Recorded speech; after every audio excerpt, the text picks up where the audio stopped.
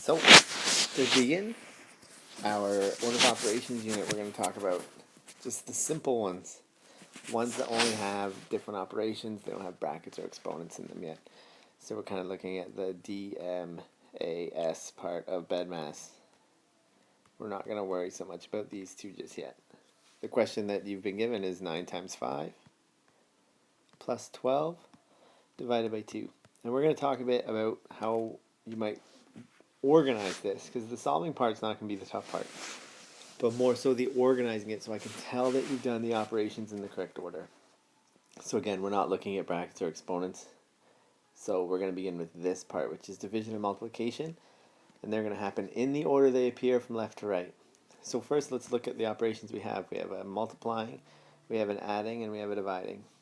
So we know that we have to do multiplication and division first, and then we can do the addition.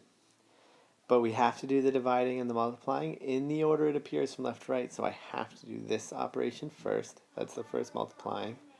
Then I have to do dividing on this side first, and then lastly I'll be able to do the addition.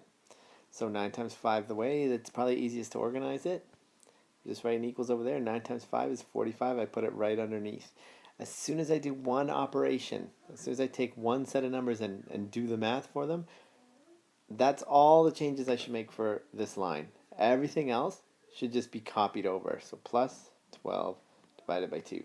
If you do it like this, communication-wise, it'll be very easy for me to see what you've done. You've taken one part and you've done it. Is that the operation you should have done first? It is, because you didn't do any adding first or any subtracting first. So now we almost forget about this line and just start working with the next line like it's the whole question. So now what do I have? I have 45 plus 12 divided by 2. I have to do all the division and multiplication first before I can do any addition and subtraction. So I go on and I do the 12 divided by 2. And I put it right underneath. 12 divided by 2 is 6. Put it right underneath where it came from. Then I copy the rest of the stuff I didn't use. 45 and plus. Then I forget about this line, almost as if I'm doing a brand new question.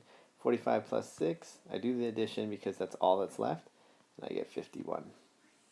So that's how you might want to go about doing this. The thing I don't want to see is you doing this.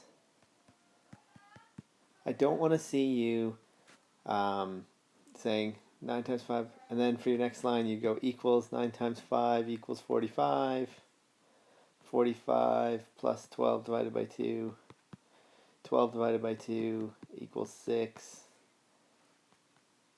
And then having 45 plus 6, and then having 51. And the reason I don't want that is because what the equal sign actually means. It means that it's the same. So is 45 the same as 45 plus 12 divided by 2? It's not. Is 6 the same as 45? It's not. You're telling me all these things are equal if you do it that way. That's why having it set up the way it was on the previous slide is going to make things a lot more simple, a lot easier to focus on, a lot easier to follow and to tell what you did in what order. If you feel the need to do it this way, if you feel the need to put these separate, like these 9 times 5s or these 12 divided by 2s, put them off to the side in another column. So maybe you have 9 times 5 plus 12 divided by 2. And you really feel the need to do that 9 times 5 separately. Do it like over here. Do it on another spot. 9 times 5 equals 45. Then put your 45 under where it came from. Copy the rest. Okay? And then same thing, 12 divided by 2. Maybe you tell me over here that equals 6. So you put the 6 under here, and then you copy the rest. Equal signs are nice. Then have a 51 over here. So those are just some ideas on how to organize your order of operations before we get into it too deeply.